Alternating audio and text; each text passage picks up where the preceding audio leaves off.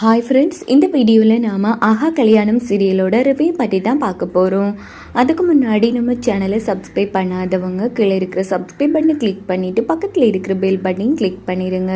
இங்கே பார்த்தோன்னா நம்ம சூர்யா மகா சொல்லியிருப்பாங்க, இப்படி இன்னைக்கு சாயங்காலம் 6 மணிக்குள்ளே நீங்கள் என்ன மனைவியாக ஏற்றுக்காமல் இருக்கிறதுக்கு ஒரே ஒரு காரணமாச்சும் என்கிட்ட சொல்லியே ஆகணும்னு.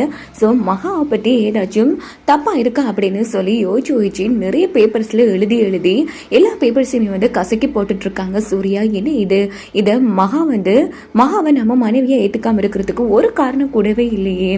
பின்ன எதுக்கு நாம அவளை மனைவியா ஏற்றுக்காம இருக்கோம்? ஐயோ, இப்போ என்ன பண்றது அப்படின்னு சொல்லி விடாமல் எழுதி தள்ளிட்டே இருக்காங்க.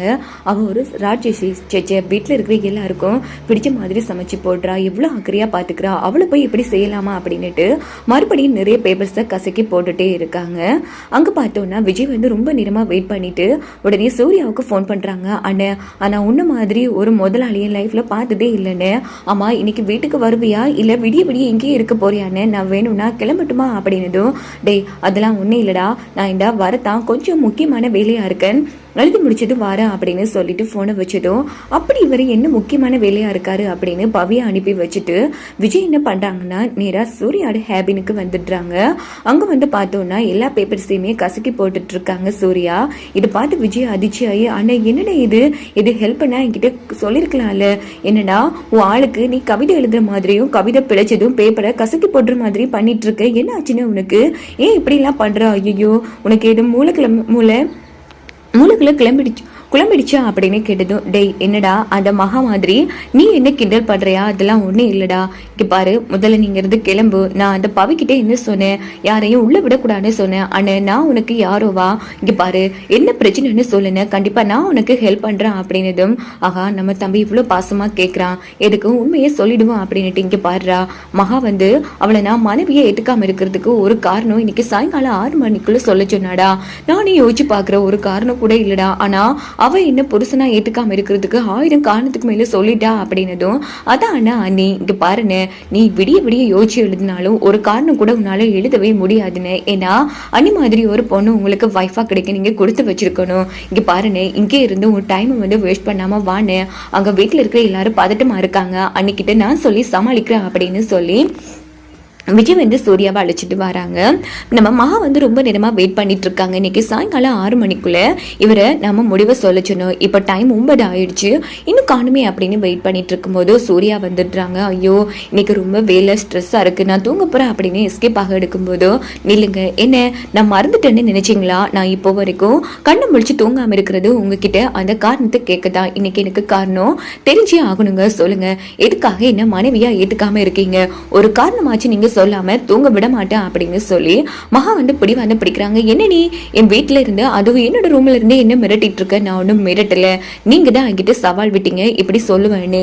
இப்போ ஒழுங்கு மரியாதையா சொல்ல போறீங்களா இல்லையா அப்படின்னு மகா பிடிவாதம் பண்ணிட்டு இருக்காங்க. ஐயோ இவர் உண்மை எடுக்காம விட மாட்டா போல இருக்கு. ப்ளீஸ் மகா, எனக்கு பசிக்குது, நான் சாப்பிட்டுட்டு சொல்றேனே, ஏன் சொல்லிட்டே சாப்பிடலாமே, நீங்க மட்டும் சொல்லலைன்னா இன்னைக்கு நைட்டு ஃபுல்லா நீங்க பட்டினியா கிடக்க வேண்டியதா அப்படின்னுட்டு மகா மிரட்டுறாங்க. விட மாட்டா போல இருக்கே. சரி இப்ப என்ன, நான் உன்னை மனைவியா ஏத்துக்காம இருக்கிறதுக்கு காரணம் உனக்கு தெரிஞ்சு ஆகணும், அவ்வளவுதானே? ஆமா, எல்லாம் ஸ்வேதா தான் அப்படின்னு சூர்யா உண்மையை உடைக்கிறாங்க. இதுக்கிட்ட மகா அதிர்ச்சி ஆறாங்க. என்னது ஸ்வேதாவா? அப்படின்னா என்ன சொல்ல வாரீங்க, நீங்க ஸ்வேதாவை காதலிக்கிறீங்களா? ஐயோ முட்டாள், இங்க பாரு, ஸ்வேதா யார் தெரியுமா? என்னோட பெஸ்ட் ஃப்ரெண்ட், அவ என்னோட க்ளோஸ் ஃப்ரெண்ட். அவளுக்கு ஒரு பிரச்சனைனா ஒரு நட்பா போய் நான் முன்னுக்கு நிற்பேன், அதை போய் தப்பா பேசுற. ஆமா நீ என்னது இவ்வளவு கேவலமா பிஹேவ் பண்ற அப்படின்னு சூர்யா கேட்டது. யாரு நான் கேவலமா பிஹேவ் பண்றேன்னா சொல்றத ஒழுங்கா சொல்லணும். சரி இங்க பாருங்க, அவ உங்க ஃப்ரெண்ட் சொல்றீங்க, அவளும் என்ன நீங்க ஏத்துக்காம இருக்கிறதுக்கும் எனக்கு காரணம் இருக்கு, எனக்கு இன்னைக்கு தெரிஞ்சே ஆகணும். இப்போ சொல்ல போறீங்களா இல்லையா அப்படின்னு மகா கத்திட்டே இருக்காங்க. சரி நான் சொல்றேன் மகா, இங்க பாரு, எல்லாத்தையும் ஒரு நாள் இல்ல ஒரு நாள் கண்டிப்பா உங்ககிட்ட சொல்றேன், இப்போதைக்கு நான் சொல்ற சூழ்நிலையில இல்ல மகா, அந்த உண்மையை உங்ககிட்ட மட்டும் தான் நான் சொல்லுவேன். ப்ளீஸ் மகா என்ன புரிச்சுக்கோ. அதான் அங்க ஸ்வேதா காரணம்னா அவ உங்க ஃப்ரெண்டு. ஸோ ஃப்ரெண்டா இருக்கும் போதோ அவ எப்படி நம்ம லைஃப்ல தடையா இருக்க முடியும்? அது மிகப்பெரிய கதை. அதுக்கெல்லாம் சேர்த்து தான் இந்த வாரத்துல ஒரு முடிவு கிடைக்க போதும். எல்லா கோர்ட் கேஸ் எல்லாம் முடிச்சதுக்கு அப்புறமா எல்லாத்தையும் விளக்கமா சொல்ற மகா, ப்ளீஸ் அது வரைக்கும் என்ன டிஸ்டர்ப் பண்ணாத அப்படின்னுட்டு சூர்யா அங்க இருந்து போனதும் மகா அதிர்ச்சி ஆறாங்க. என்ன இது ஃப்ரெண்ட் சொல்றாரு, அப்போ இதுலயே தெரியுது கண்டிப்பா அவர் தப்பானவர் இல்லை, ரொம்ப நல்லவர். ஒரு நட்பா அந்த பொண்ணுக்கு ஆனா அவர் என்ன மனைவியா ஏத்துக்காம போறதுக்கும் ஸ்வேதாவுக்கு என்ன சம்பந்தம் இருக்கும். சரி, இதை பத்தி அக்கா கிட்டே பேசலாம் அப்படின்னுட்டு சூர்யா பேசின எல்லா விஷயத்தையுமே மகா ஐஸ்வர்யா கிட்ட சொல்றாங்க. சரி, இது பாரு, சூர்யா மேல எந்த தப்பு இல்லை, ஆனா ஏதோ ஒரு விதத்துல ஸ்வேதா உங்க லைஃபுக்கு தடையா இருக்கா. கூடிய சீக்கிரமே சூர்யாவே அவர் வாயால உங்ககிட்ட சொல்றேன்னு வாக்கு கொடுத்துருக்காரு இல்லையா, அது வரைக்கும் பொறுமையா இருக்கும் மகா.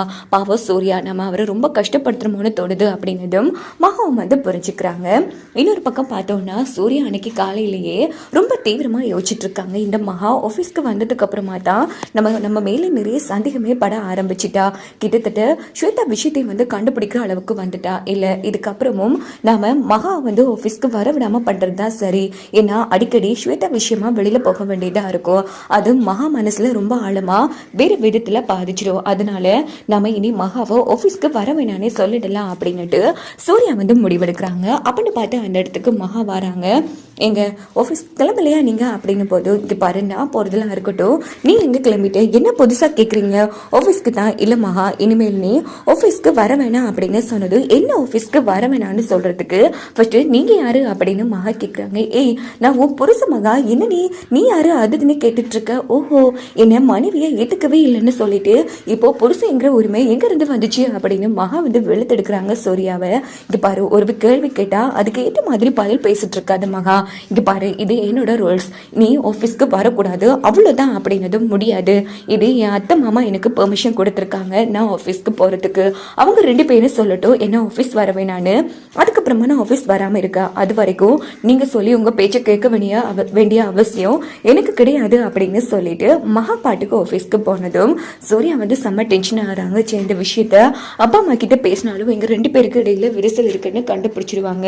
எப்படியாச்சும் மகாவை நம்ம டார்ச்சர் பண்ணியாச்சும் அவளாவே ஆஃபீஸை விட்டு நிற்கிற அளவுக்கு பண்ணணுங்கிற மாதிரி சூர்யா அதிரடியான முடிவெடுக்கிறாங்க. அங்கே பார்த்தோம்னா நம்ம சூர்யா நிறைய வேலைகள் நம்ம மகாவுக்கு கொடுத்துட்டே இருக்காங்க. மகா ரொம்ப டயர்டாகிடுறாங்க.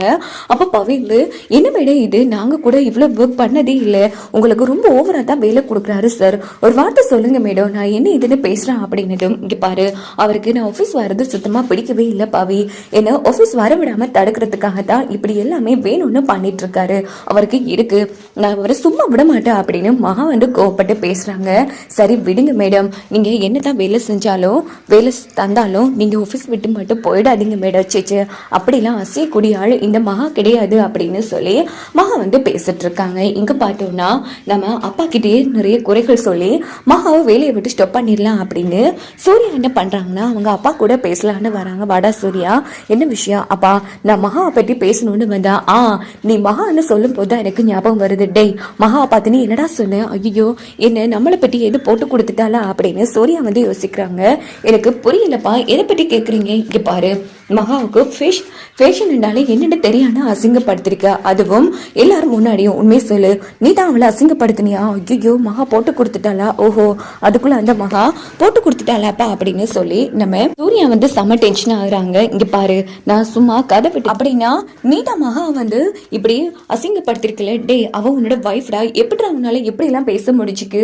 அப்படின்னா மகா உங்ககிட்ட எதுவுமே சொல்லலையாப்பா. இல்ல நானா தான் உங்ககிட்ட கதை விட்டு கேட்டேன். இங்க பாரு சூர்யா, அப்படி என்ன பிள்ளையா சொல்லிட்டா என் மருமகன்னு இப்படி எல்லாம் அசிங்கப்படுத்திருக்கா. அப்பா, யாராச்சும் ஃபேஷன் ஷோவுக்கு புடவை எடுப்பாங்களா, அதெல்லாம் செட் ஆகாதுப்பா.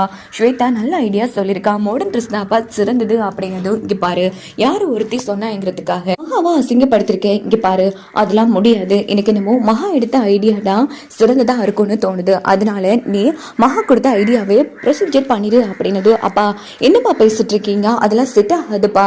எப்படிப்பா புடவை செட் ஆகும். இங்க பாரு, புடவையே நம்ம மாடர்னா எடுத்தோம்னா கண்டிப்பா சரியாகும். டே, நம்ம மகாவோட டிசைனிங் இன்டர்நேஷனல் லெவல்ல எடுப்பட்டிருக்குடா. அப்படிப்பட்ட பொண்ணு இவ்வளவு பெரிய ஐடியா கொடுத்துருக்கா. அதை விட்டுட்டு பழைய மாடலான மாடல் ட்ரெஸ் எல்லாம் கொண்டு வந்துட்டு இருக்கு. இங்க பாரு, இப்போ ட்ரெண்டிங்கே புடவை தான். கண்டிப்பா மகாவோட டிசைனிங் தான் ஒர்க் அவுட் ஆகுங்கிற நம்பிக்கை எனக்கு இருக்கு. இங்க பாரு அப்பா, நான் சொல்றேன் மகாவோட டிசைன் தான் ப்ரொசீஜர் பண்ணிடு, மகா எடுத்த முடிவு தான் சிறந்தது அப்படின்னதும் சூர்யா வந்து செம்ம டென்ஷன் ஆகிட்டு அவங்க கேபினுக்குள்ளே போகிறாங்க. இதை பார்த்து மகா வந்து சிரிக்கிறாங்க. என்ன இது, மாமா எதுவும் பேச்சு கொடுத்துருக்காரு போல இருக்கே, என்ன ஆஃபீஸை விட்டு துரத்தணும்னு பேசியிருக்கீங்க, அதான் மாமா நல்லா பேச்சு கொடுத்துருக்காரு அப்படின்னு மகா வந்து செம்ம ஹாப்பியாகிறாங்க.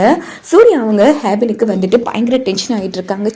இந்த மகாவை பற்றி நம்ம என்ன போட்டு கொடுக்க போனாலும் நம்மளை தாண்டி ஸ்கோர் பண்ணிட்டே போறாளே, இருடி நீயாவே இந்த ஆஃபீஸை விட்டு ஓட வைக்கல, என் பேரு சூர்யா இல்லைங்கிற மாதிரி சூர்யா வந்து அந்த இடத்துல புலம்பிட்டு இருக்காங்க.